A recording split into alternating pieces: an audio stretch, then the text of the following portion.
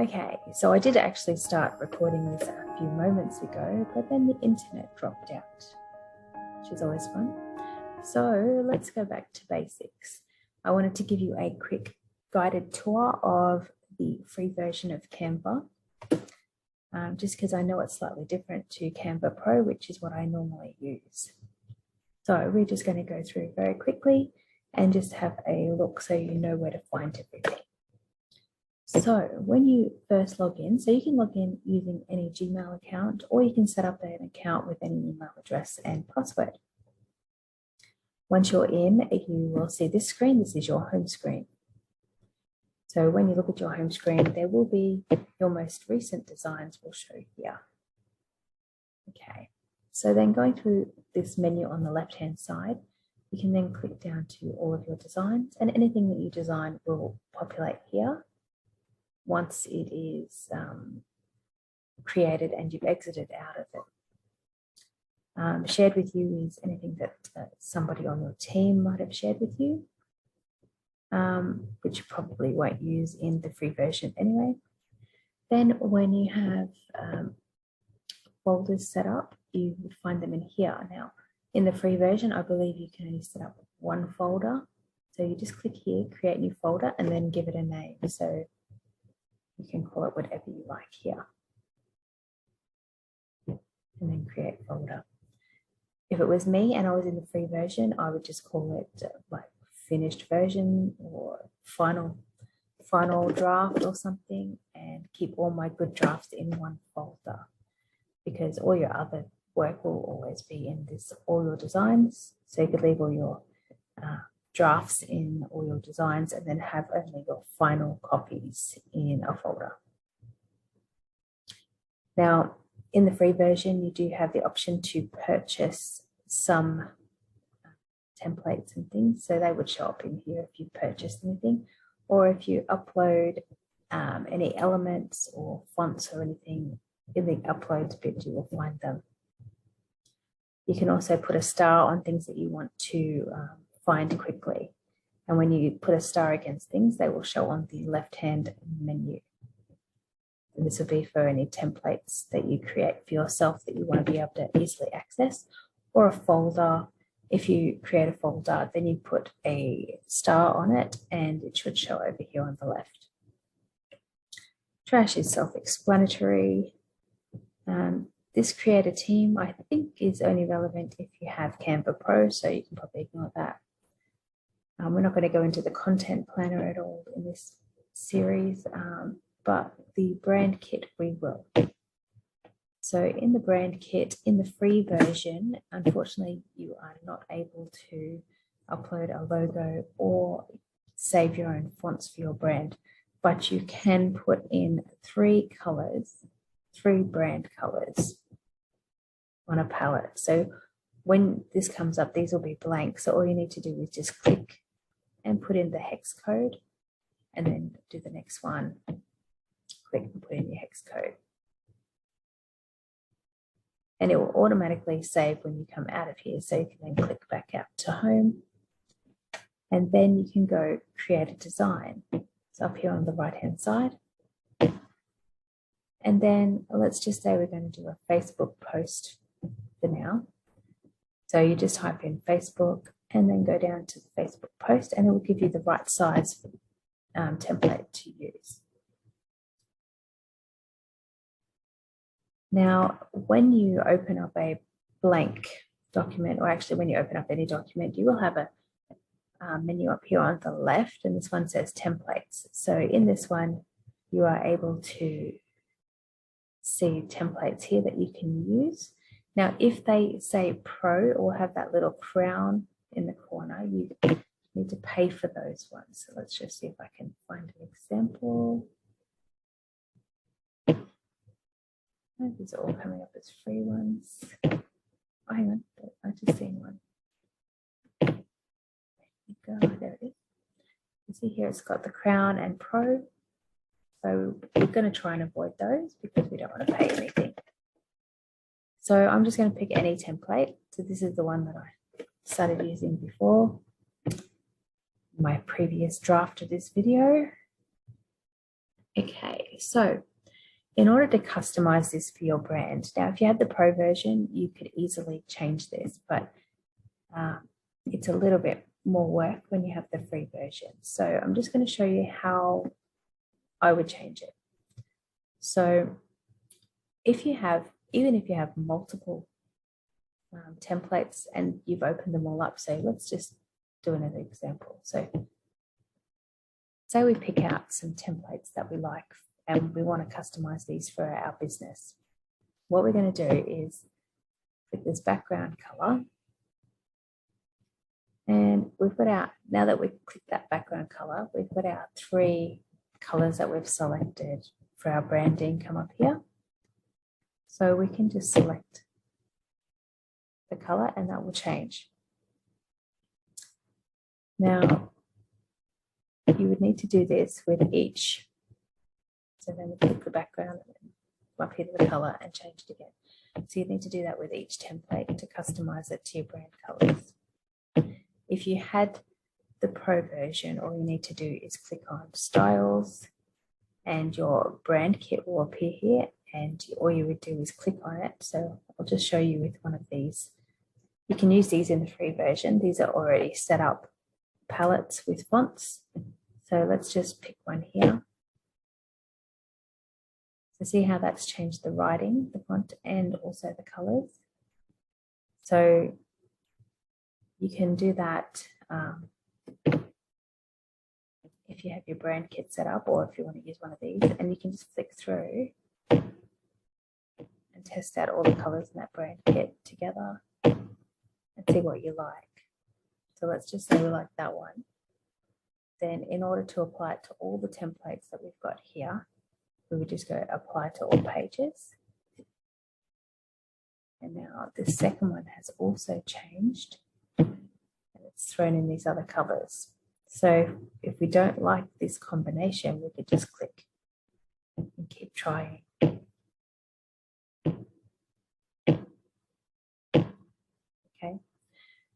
But if we're not using this styles option and we're going to be using our brand colors, then we need to use this and just change the color. And then now that this one's changed, see down the bottom how it says change that fuchsia color to this pink color, we can just go change all, and that's going to update it. Okay. Now let's say, for instance, that I like the way this heading is laid out and I like the font. If you click on these little dots up here, or it might appear on your top menu there, if you go copy style, once you've got this selected, see how that paint roller has now gone dark? If you now go down to this one and click on it, see how it's just changed that title to match this one? So it's changed it to the same font and the same size and the same color. So it's just completely copied the style and put it onto the next template. So you can do the same with, if you like the size of this website address, you just do the same thing. So click here, get that paint roller, click on this one, and it's changed as well. So that's another quick shortcut that'll actually work in the free version and help you out. Okay, so now if we wanted to change colors of the fonts, or we want to actually change the fonts, we just need to go up here. So we've clicked on a font. We're going to go up here, click down onto the list. Now, again, these ones with the crowns are the paid versions, and so you can't use them for free in your design, but all the ones that don't have anything beside it, you can use. So let's say that this is our brand font. So we've updated that one, and then click into this body of text, and we're just going to change that one as well. Okay, so now we've got a different look here. And let's say that, okay, we on the text to show, but we could do the same thing if we had another template and we want to copy the text. We could use that paint roller again. Okay, now another thing that I wanted to show you is when you select this, see how these are all boxed together? This is called grouping. So see how here it's come up and said ungroup elements. So let's just click got it. All right, so if we click on ungroup here, this is going to separate these two into different boxes so we can move them around. Now, in order to regroup them, this allows you to change the sizes and things of your boxes. So let's just say we want to make this one a bit wider than that one. Okay. Now, to put them back in a group, you need to select them both at the same time. So I would hold the Shift key and just select the second one and then hit group at the top here. Now, the reason that we group them is so that you can move them around as one piece, because otherwise you have to move them as two different pieces and then try to line it back up together so that they're matching. So that's the ungroup feature. Now, you can do that with photos as well. You can group lots of different things together, elements and things. So that's always handy. Okay, so the other thing that I want to show you is this lock feature. So let's just say, see how this moves around? And let's just say we don't want to bump an element while we're designing. So if I was to click here and move that around, I don't want the bit behind it to move at the same time. So I would select this bit at the back and I would hit the padlock and that locks it. So now if I wanted to move any of these bits, or if I wanted to move all of these bits, but I didn't want to move the back bit, it's locked in position. But then if I wanted to unlock that and I want to pick everything up together, I just unlock it and now I can move the whole lock. So the lock function is quite important when designing because it obviously saves you some work if you don't want to have something move. Okay, now what else do I need to show you in here? So this is the basics of how to use Canva. So another thing that you'll probably need to know is, actually go back here. So is the position. Okay. So to use this position feature, you can go hit backwards. So once you've selected something, if you hit to the back, then it takes all that writing and it's put it to the back of the design. So now if we were to move, if we were to move all those boxes out of the way one by one, it will be behind everything. Now if we were to go, maybe I should bring that back first. Okay. So if we go position backwards and we just click it once, so you can still see the outline of it. And if I go back to position and bring it forwards, that's going to bring it back. So it's good for things like this. So this text here, if we drag it here, actually we'll do half in, half out so you can see. And we go backwards, backwards. See how it's starting to go behind the picture now? We hit backwards again. See how it's gone behind that layer now? So it's tucking it away behind that layer. So now if you go position again and forwards, it's brought it to the front. Okay. So the other thing you can do with the position is you can move it to the top, move it to the middle, move it to the left, move it to the right, move it to the bottom, and it's just moving it around and putting it in the exact middle, the exact top. etc.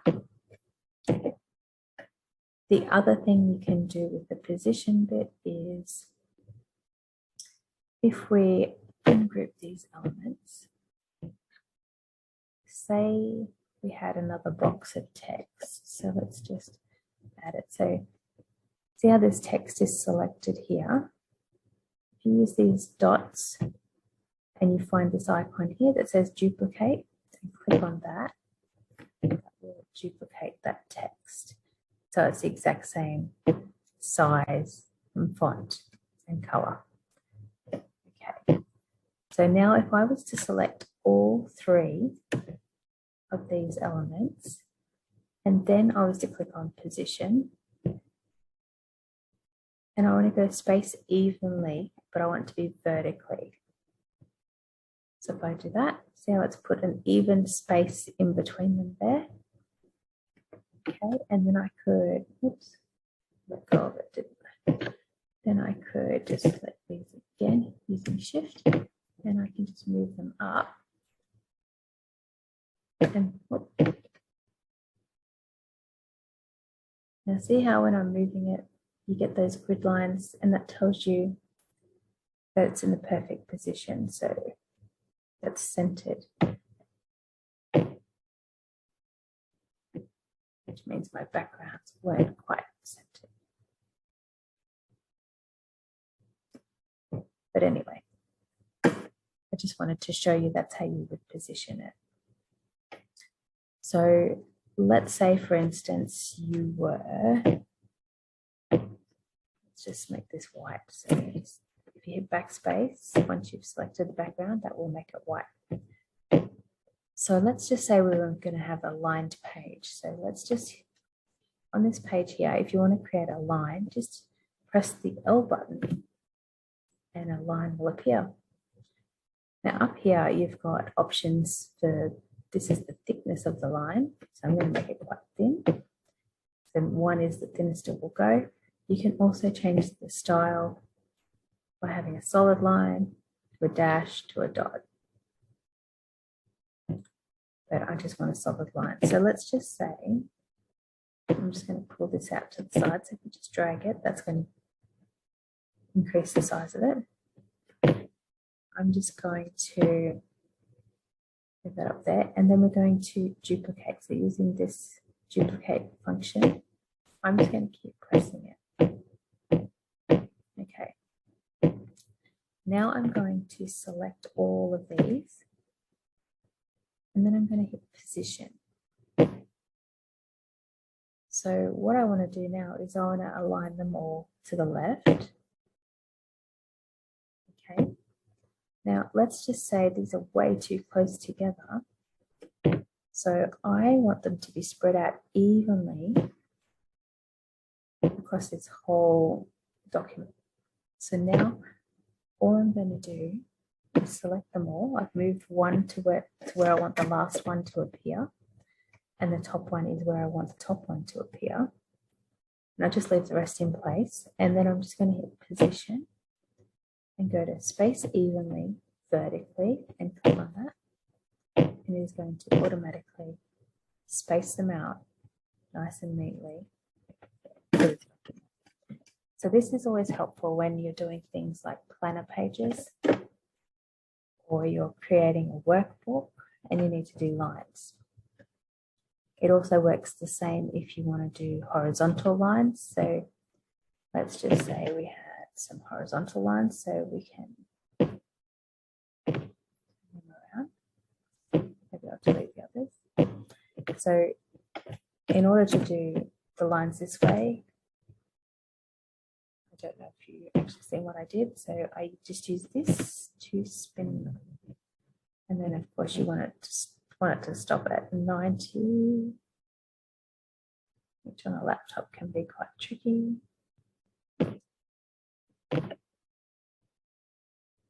Okay. Now I'm just going to make them a little bit smaller. See how it's gone off a little bit again. And I've stretched it out. There we go, back to 90. Okay. So now I'm going to do the same thing. I'm going to just going to duplicate. I'm going to select them all. Now to position these neatly, we're going to go top, because now they're all in a line. And then we're going to move the last one across to where we want the last one to be positioned. So see how it's lit up purple all around the border there? That's to show you like the printable area.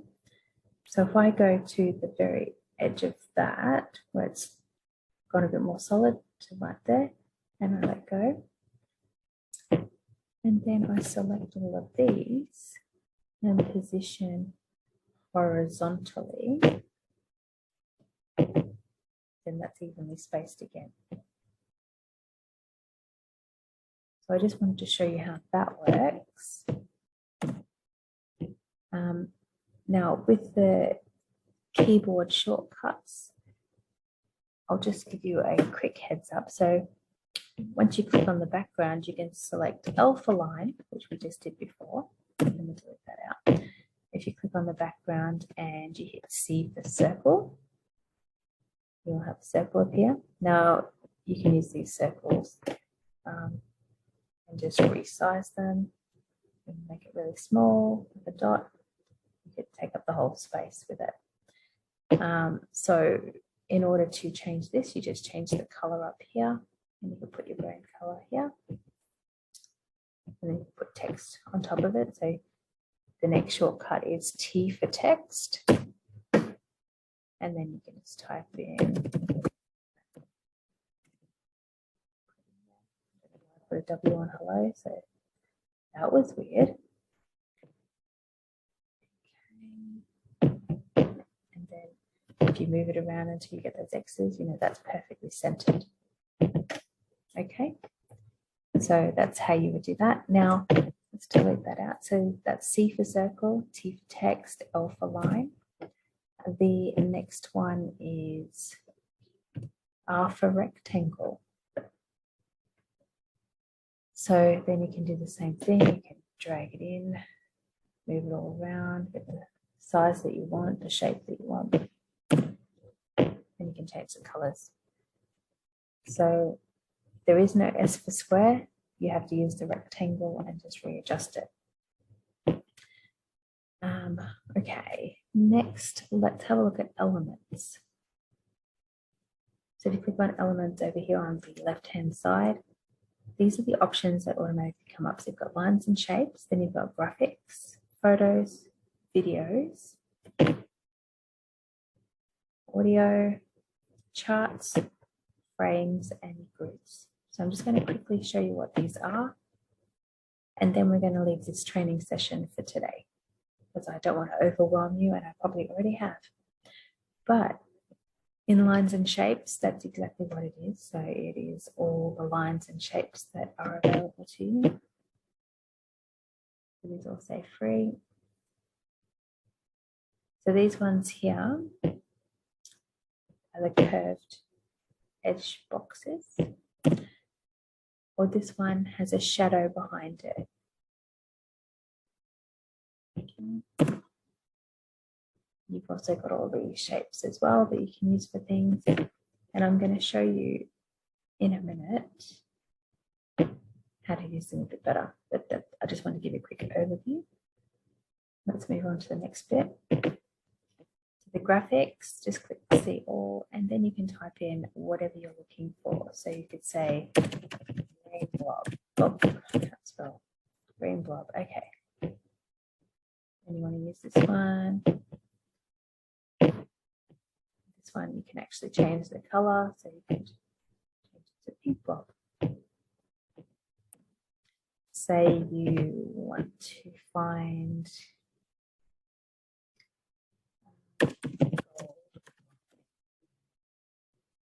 now, see how this one's got the crown on it, so you wouldn't want to use that.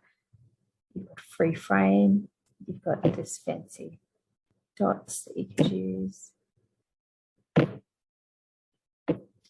And if you keep going down, you might find what you're looking for. But if it's much easier to search, especially if you're in the free version and you want a free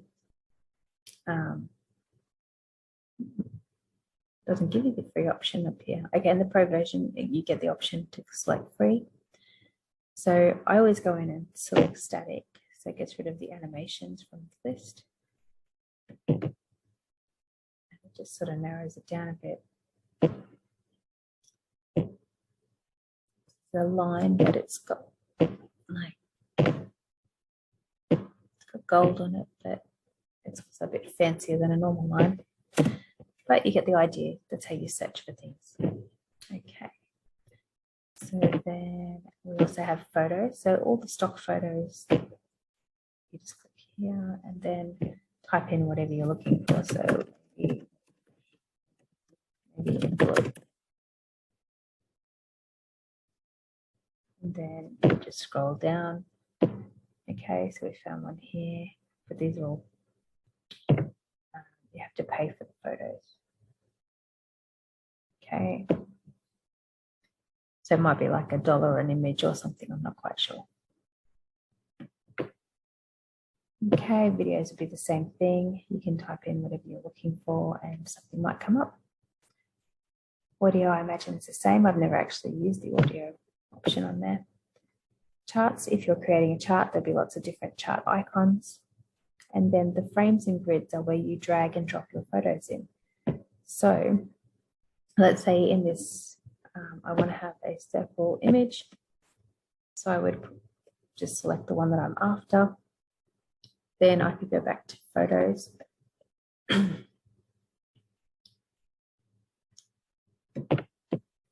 Photos here, and then I could just go, okay, I want to throw that photo in there. So I would just drag it in. So just grab the photo and drag it into that frame. Okay. And then if you select it again and hit backspace, that will delete it back out and you're left with the frame. The grids work the exact same way, only the grids are photos, yes, okay. Only the grids are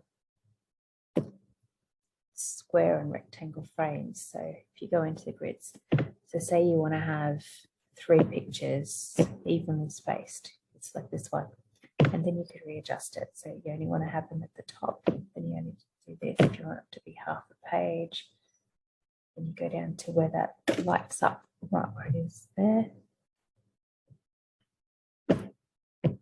And then you could just do the same thing and you just drag and drop your images in. And then T for text, add your heading. T for text again. And then just change the text so that it is for your body text. And then to change from capitals, see up here, it's got uppercase is selected. We can just click on that and it'll give us lowercase. And that this one would probably be the same. Okay.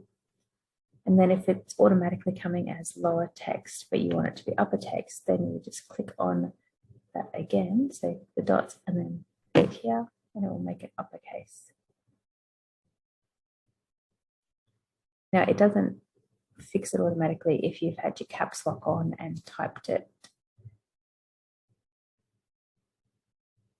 All right, now one last thing I will show you here is the transparency. So say we've selected this photo and up here you've got transparency.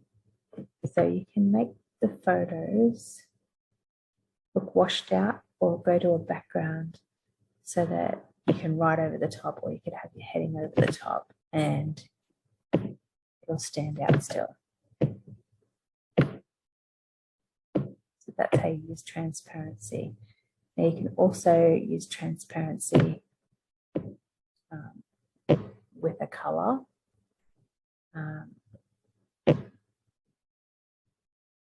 But if you use a photo, it'll blend into that background color. lets that color from behind it come through. Okay. So I just wanted to show you those. So that's generally the basics of creating in Canva. And then if you want to download your image, this is your download option here. So you just click on that and then select what format you want it to be in. So if you're making like an A4 document, you would want to select PDF print. If you are wanting an image to use for social media, then you're probably going to go with a PNG or a JPEG and save it that way. And then you just click download. And if you make a video, then you're going to want it to be an MP4 video. So I hope that has helped you to get clear on how to use Canva. Like, this is the very basics. I am going to do some more in-depth tutorials. So if that's something that you are interested in and you want to learn more about Canva and how to design in Canva, then please subscribe and follow along, and I will have some videos for you in the very near future. Thanks for your time and have a lovely day. And if you've got any questions at all, drop them below and I'll come back to you. Thank you. Bye.